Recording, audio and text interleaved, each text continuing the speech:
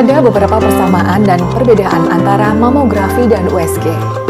Persamaannya, mamografi dan USG sama-sama merupakan penunjang diagnostik untuk menentukan kelainan pada payudara. Dalam pelaksanaannya, kedua metode ini sering digabungkan secara bersama untuk mengkonfirmasi status kelainan pada payudara. Nah, perbedaannya adalah mamografi menggunakan sinar X dosis rendah, sementara USG menggunakan gelombang ultrasonik dengan frekuensi tinggi tanpa radiasi. Mamografi juga digunakan sebagai metode screening sebagai langkah deteksi dini kanker payudara, sementara USG lebih untuk keperluan penunjang diagnostik.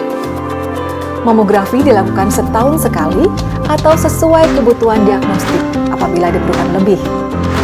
Hal ini terkait dengan penggunaan sinar X dosis rendah. Sementara USG bisa dilakukan berulang-ulang karena tanpa menggunakan radiasi. Mamografi mempunyai angka ketepatan tinggi untuk mendeteksi kanker payudara ukuran kecil, bahkan masih berupa mikrokalsifikasi atau pengapuran.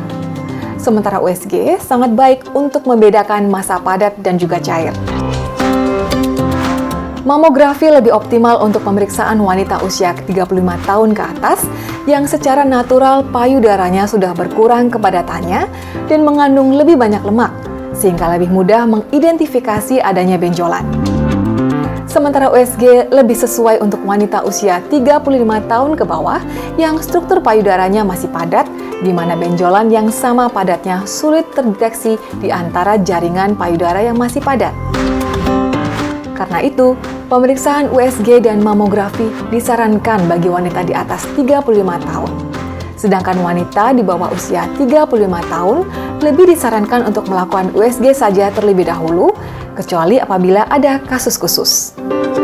Waktu pelaksanaan mamografi sebaiknya dilakukan pada masa 2 minggu sebelum haid yang akan datang bagi wanita usia produktif. Sementara USG dapat dilakukan kapan saja.